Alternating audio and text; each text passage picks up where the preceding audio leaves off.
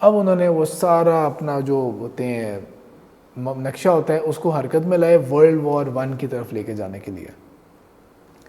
اور world war 1 سے پہلے عبدالحمید جیسا بندہ ہوگا یہ تو ہینڈل کر لے گا, اس کو ڈپوز کرنا بہت ضروری ہے. تو لہٰذا 1908 کے اندر ینگ ٹرک ریولوشن ہوئی اور انہوں نے عبدالحمید کو بہت ساری چیزوں پہ مجبور کر دیا, آئین کو یوں بحال کرو, فلانی چیز یہ کرو. عبدالحمید نے کر بھی دیا وہ, لیکن 1909 کے اندر انہوں نے اس کو ڈپوز کر دیا, اور جس کو اس کی جگہ لے کے آئے اتنا وہ نااہل, محمد V اتنا نااہل کہ جب جنگ عظیم شروع ہوئی تو اس کا یعنی کہ اتنا وہ اس کا کنٹرول نہیں تھا کہ اس نے وہ اناؤنس کر رہا ہے پبلکلی کہ ہم نیوٹرل رہیں گے جنگ کے اندر, جو کہ بالکل ٹھیک فیصلہ تھا, لیکن اتنا کم اس کا کنٹرول تھا. اور اسی کے وزراء انور پاشا, طلال پاشا اور جمال پاشا جو تھے, انہوں نے اندر جو ہے نا وہ الائنس کر لی سینٹرل پاورز کے ساتھ اور ورلڈ وار میں شامل ہو گئے. منسٹر آف وار یعنی کہ اس کا کوئی کنٹرول ہی نہیں تھا اس کا, اور یہی ریکوائرڈ تھا.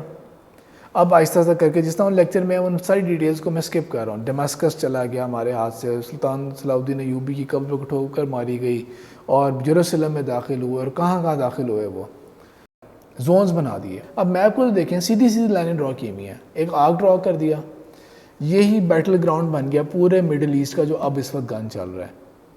یہ کبھی بھی نہیں تھا اس سے پہلے. جب آخری محمد VI تھے, وحید الدین, انہوں نے کیا کیا, انہوں نے جب ایگریمنٹ سائن کر دیے سارے آٹومن امپائر کا, برٹن اور ان کے ساتھ کہ ٹھیک ہے ہم سرنڈر کرتے ہیں, انہوں نے کہہ دیا آپ فوج نہیں رکھ سکتے, فارن پالیسی ہمارے کنٹرول میں ہوگی, استنبول میں یہ ہوگا, سب چیزیں قبول کر لیں.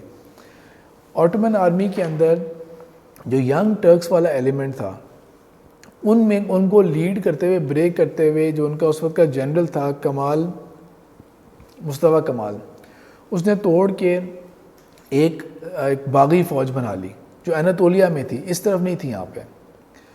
انہوں نے ایکسیپٹ کر لیا, انہوں نے ریجیکٹ کر دیا. یعنی کہ اب پیرلل دو حکومتیں چل رہی تھیں, آٹومن امپائر سرنڈر کر چکا ہے, ایکسیپٹ کر چکا ہے, اور اب سلطان کی اور جو خلیفہ ہے اس کی حیثیت کچھ رہی نہیں اب سوائے اس کے کہ جو برٹن کہہ رہا ہے اس طرح کر رہا ہے. آلدو یہ بندہ جو تھا یہ عبدالحمید سے امپریس تھا, یہ چاہتا تھا کہ کچھ چیزیں آئیں کنٹرول میں. ابھی تو مجبور ہے, اب برٹن جب گھس آیا ہے, جب الائڈ فورسز گھس آئی ہیں استنبول میں, اب کیا کریں, تو پیپر پہ ایگری کر کے ہم کچھ کر لیں گے آگے کچھ. لیکن مصطفیٰ کمال اتا ترک جو بن گیا بعد میں جا کے, اس نے جو لیڈ کیا اور اس نے آن ہز اون لیڈ کیا, اس نے اس کے خلاف اور ایک شیخ الاسلام کے خلاف فتویٰ بھی دلوایا اس کے اگینسٹ, لیکن وہ ایک پاور ٹسل اس طرح چلی کہ ایونچولی وہ کامیاب ہوئے اور اس کو تسلیم کرنا پڑا مصطفیٰ کمال کو. اور انہوں نے اپنی گرینڈ نیشنل اسمبلی بنا لی انکارا کے اندر, کیپٹل اس کو کہہ دیا کہ یہ ہمارا کیپٹل ہوگا, ہم ترک ہیں, اب ہمارا کوئی تعلق نہیں ہے اسلام کے ساتھ اور اس کے ساتھ. بلکہ یہ بیان دیا اس نے اپنی پارلیمنٹ کے اندر جو گرینڈ نیشنل اسمبلی تھی 1 نومبر 1922 کو, کہ یہ عثمانی تھے جنہوں نے ہمارے اوپر ظلم کیا, ترکوں کے اوپر, اور ہم پہ قابض رہے وہ, اور اب ہم نے اپنا حق واپس لے لیا. یعنی کہ آپ سوچیں نیشنلزم کہاں چلا گیا نیشنلزم یہ والا. اور جو یہ تھا جو اس وقت کا پھر سلطان اور خلیفہ تھا, اس کو یہ خبر پہنچائی گئی کہ 1 نومبر کی شام کو کہ آپ کو معزول کر دیا گیا ہے سلطان سے, خلیفہ اب رہیں گے, معزول کر دیا گیا ہے.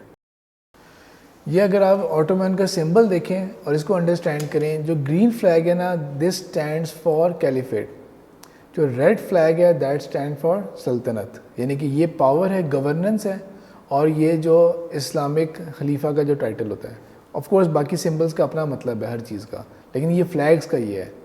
تو یہ اب ریڈ آپ کا نہیں رہا, سلطنت. آپ خلیفہ رہ سکتے ہیں, ریلیجس جو اتھارٹی ہے وہ رہے گی آپ کی, لیکن اب آپ سلطنت نہیں رہے. اب سلطان جو ہے وہ نیشنل اسمبلی ہو گئی ہے اور وہ اس کے پاس کنٹرول ہو گیا ہے. محمود جو 6 تھا, اس کو آگے اپنا انجام نظر آ گیا کہ کیا ہو گیا, کیونکہ اس نے تو پہلے مصطفیٰ کمال کے خلاف آرڈرز بھی پاس کیے ہوئے تھے. اس نے برٹن سے بات کی اور برٹن نے اس کو مالٹا تک جانے کے ایک اسکیپ کا راستہ دے دیا. 17 نومبر کو یہ چلے گئے.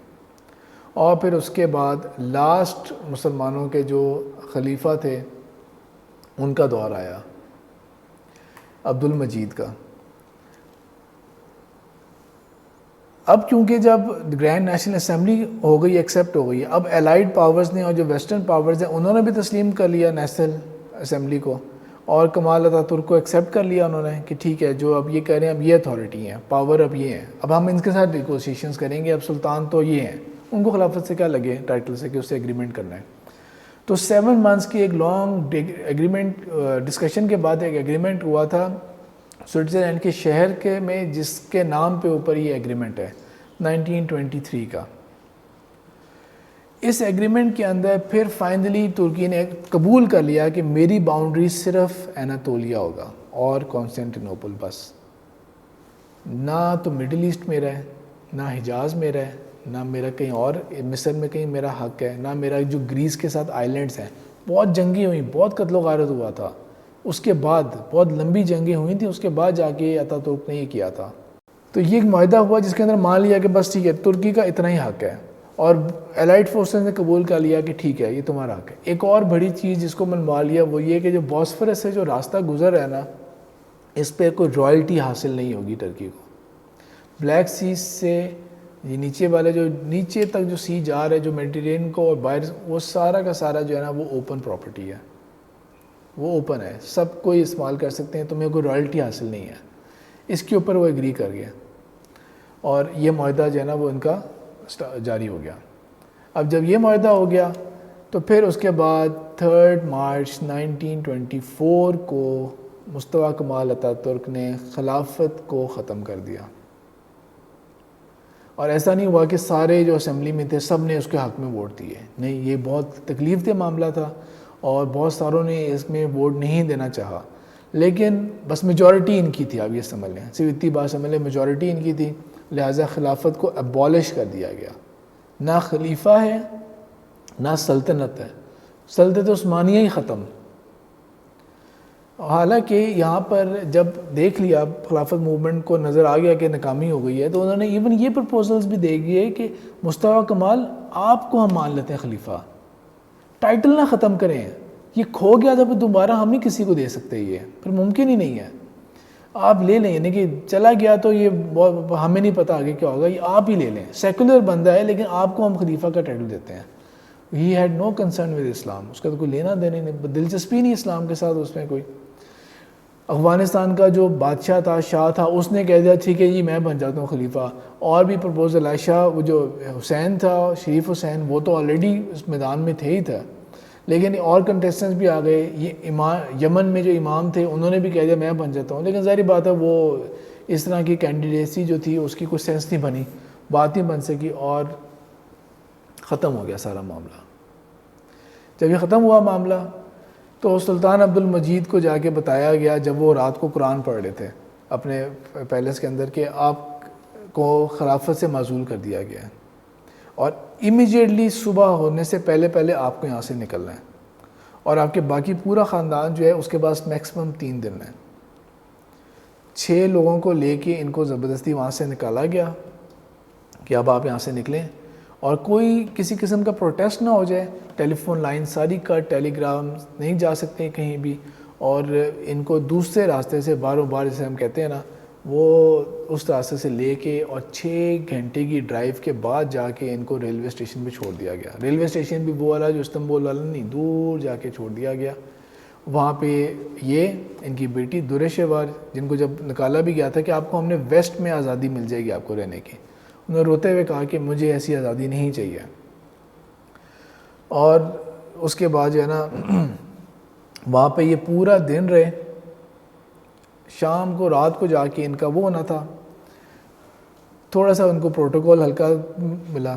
اسٹیشن ماسٹر وہاں پہ ایک تھا، وہ ان کی بہت تعظیم کر رہا تھا، رسپیکٹ کر رہا تھا. اس نے اپنے پرائیویٹ روم ان کو دے دیا. اب آپ امیجن کریں خلیفہ جو رہا ہو، اب وہ ریلوے اسٹیشن کے اندر انتظار کر رہا ہے کہ شام تک کہیں پہ پہنچو. اس نے اپنا پرائیویٹ کمرہ تھا اور جو روم جو دیا ہوتا ہے ریلوے کے اندر، وہاں پہ ان کو رکھ لیا, چائے وغیرہ بھی دی, اور اس نے اپنی طرف سے جو اس کی کیپیسٹی میں تھا اس نے میکسیمم ان کو ہیلپ کرنے کی کوشش کی.